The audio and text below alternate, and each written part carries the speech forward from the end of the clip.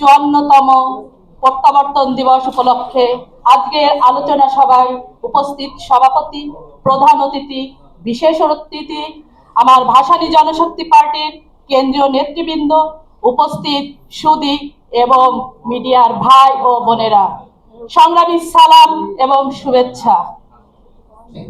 মাওলানা আব্দুল হামিদ খান ভাসানী এমন এক নেতা ছিলেন যিনি ব্রিটিশ আন্দোলন, অসহযোগ আন্দোলন, খেলাফত আন্দোলন, ভাষা আন্দোলন, ৭১-এর যুদ্ধ, সব আন্দোলনেই তার ভূমিকা ছিল অগ্রণী মহানায়ক হিসাবে।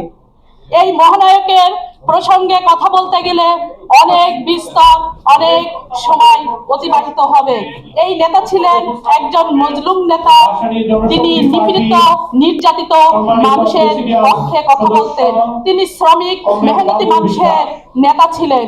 তিনি রাজনীতি করতেন শোষিত মানুষের পক্ষে কথা বলার জন্য। তিনি ক্ষমতায় যাওয়ার জন্য কখনোই রাজনীতি করেন নাই।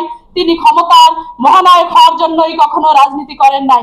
সেই নেতা সম্পর্কে কথা বলার মতো দুঃসাহস কিংবা তার মূল্যায়ন করার মতো ক্ষমতা আমার নেই। আমার আলোচনায় যারা আজকে আসছেন, অতিথিবৃন্দ, প্রাজ্ঞ অতিথিবৃন্দ, আলোচকবৃন্দ, আমরা তাদের মুখ থেকে মাওলানা আব্দুল হামিদ খান ভাসানী সম্পর্কে বিস্তার শুনবো। উনি কেন ৭১-এর যুদ্ধের সময় দেশ ত্যাগ করেছিলেন এবং কেন দীর্ঘ ১ মাস পরে উনি বাংলাদেশে প্রত্যাবর্তন করেছিলেন, তার বিস্তার আলোচনা শুনবো প্রাজ্ঞ আলোচকদের মুখ থেকে। মাওলানা আব্দুল হামিদ খান ভাসানী এমন এক অবিসংবাদিত নেতা ছিলেন যিনি সাম্রাজ্যবাদী, আধিপত্যবাদী এবং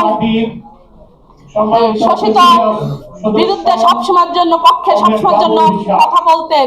সেই সাম্রাজ্যবাদী, আধিপত্যবাদীর পক্ষে আমরা এখনো আমরা তাদেরকে প্রশ্রয় দিয়ে যাচ্ছি। আমরা কেউ সাম্রাজ্যবাদী, আধিপত্যবাদীর বিরুদ্ধে লড়ি না, আমরা নীরব ভূমিকা পালন করে যাচ্ছি।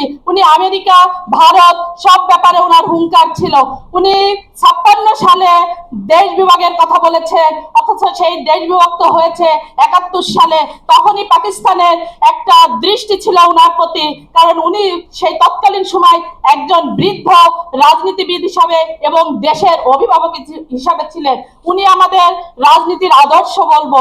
উনি শুধু একজন রাজনীতিবিদ নয়, আমি মনে করি উনি বাংলার ভূখণ্ডের একজন অভিভাবক ছিলেন। মাওলানা আব্দুল হামিদ খান ভাসানী, যার জন্ম না হলে বাংলাদেশের এই ভূখণ্ডের জন্ম হতো কিনা সন্দেহ রয়েছে। মাওলানা আব্দুল হামিদ খান ভাসানী স্বাধীনতার শুধু নায়ক ছিলেন না, উনি স্বাধীনতার স্বপ্নের প্রথম স্বপ্নদ্রষ্টা হিসাবে উনি ছিলেন। যার কারণে, যার অগ্রণী ভূমিকার কারণে, যার অনুপ্রেরণার কারণে এই বাঙালির জাতি, মেহনতি মানুষ, শ্রমিক, আবাল বনিতা, বৃদ্ধ সবাই উনার ডাকে সাড়া দিয়েছিলেন। মাওলানা আব্দুল হামিদ খান ভাসানী সম্পর্কে আমি আর বেশি সময় বলবো না, কারণ বিজ্ঞ আলোচকরা রয়েছেন, তাদের সময় আমি নষ্ট করবো না। শুধু এতটুকুই বলতে চাই, এই নেতার আদর্শ যেন আমাদের পরবর্তী প্রজন্ম ধারণ করতে পারে এবং তার আদর্শ নিয়ে যেন এই বাংলার প্রত্যেকটা রাজনীতিবিদ রাজনীতি করতে পারে। তাহলে আমি মনে করব এই বাংলাদেশের ৯০% দুর্নীতি মুক্ত হয়ে যাবে এই বাংলাদেশ। তখন এই বাংলাদেশ হবে সোনার বাংলাদেশ, মাওলানা আব্দুল হামিদ খান ভাসানীর স্বপ্নের বাংলাদেশ।